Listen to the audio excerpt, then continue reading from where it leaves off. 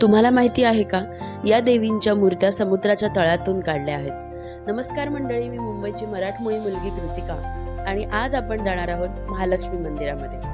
महालक्ष्मी मंदिराचा इतिहास अत्यंत रोमांचक आहे। इंग्रजांनी जेव्हा महालक्ष्मी आणि वरळी हे दोन भाग जोडण्यासाठी ब्रिज कॅन्डी रस्ता बनवण्याचं ठरवलं, तेव्हा समुद्राच्या लाटा त्यांना साथ देईना।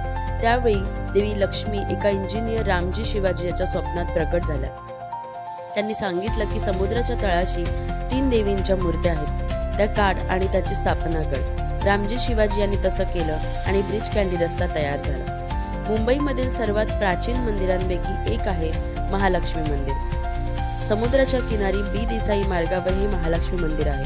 अत्यंत सुंदर, आकर्षक आणि लाखो लोकांच्या श्रद्धेचं प्रतीक आहे हे मंदिर।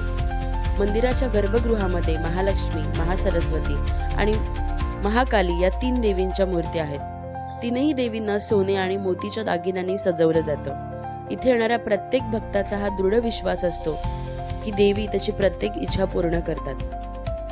तुम्हाला जर हा माझा व्हिडिओ आवडला असेल तर नक्की लाईक करा आणि असे नवनवीन व्हिडिओ पाहण्यासाठी मला फॉलो करा।